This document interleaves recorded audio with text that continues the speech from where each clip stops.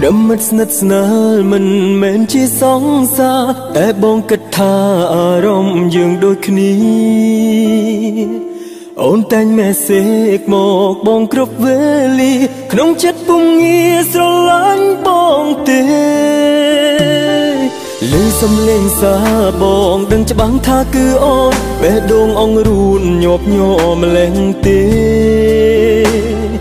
តែដល់ពេលបើកអានអូនសរសេរថានឹកគេហើយអ្វីមាសមេច្រឡំបែបនេះ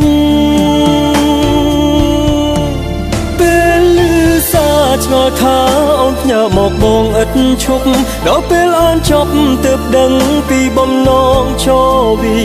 អូនចង់ប្រាប់បងថាអូននឹកគេគ្រប់នាទីធ្វើបែបនេះអូនមានអាណិតបងទេចង់សួរមួយជួយឆ្លើយគ្រាន់តែមេសេកទៅគេហើយអ្វីមានមេចាំបាច់ប្រាប់ឲ្យមិត្តម្នាក់នេះដឹងមើលមិនដឹងសោះមែនដែរទេពីអារម្មណ៍ម្នាក់នឹងចង់ប្រាប់ថាខឹងហើយអ្វីមិនយល់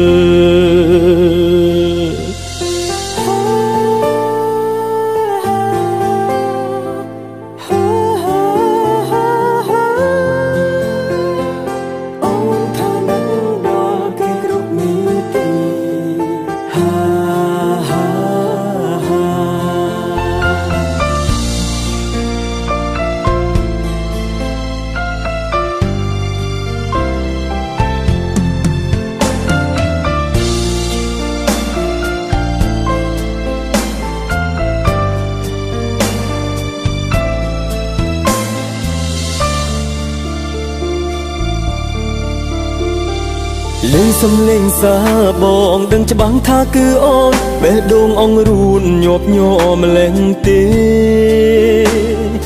តែដល់ពេលបើកអានអូនសរសេរថានឹកគេហើយអ្វីមាសមេច្រឡំបែបនេះពេលលឺសារឆ្ងល់ថាអូនផ្ញើមកបងឥតឈប់ដល់ពេលអានចប់ទើបដឹងពីបំណងចវីអូនចង់ប្រាប់បងថាអូននឹកគេគ្រប់នាទីធ្វើបែបនេះអូនមានអាណិតបងទេចង់សួរមួយជួយឆ្លើយគ្រាន់តែមេសេកទៅគេហើយអ្វីមានមេចាំបាច់ប្រាប់ឲ្យមិត្តម្នាក់នេះដឹងមើលមិនដឹងសោះមែនដែរទេពីអារម្មណ៍ម្នាក់នឹងចង់ប្រាប់ថាខឹងហើយអ្វីមិនយល់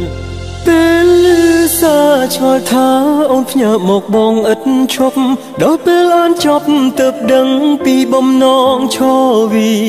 អូនចង់ប្រាប់បងថាអូននឹកគេគ្រប់នាទីធ្វើបែបនេះអូនមានអាណិតបងទេ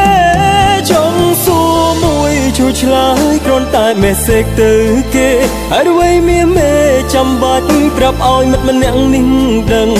មើលមិនដឹងសោះមែនដែរទេពីអារម្មណ៍ម្នាក់នឹង